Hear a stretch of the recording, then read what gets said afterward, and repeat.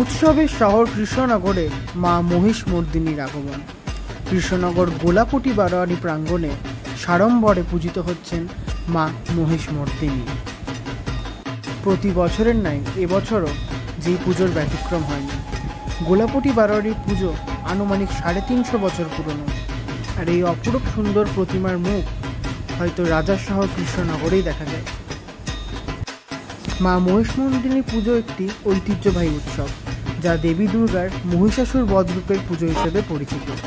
এই পুজোর সূচনা মূলত প্রাচীন ভারতে, বিশেষ করে বাংলা অঞ্চলে প্রচলিত ছিল। এটি দুর্গাপুজোর একটি অংশ, যা আশ্বিন মাসের শুক্লাপক্ষে অনুষ্ঠিত হয়।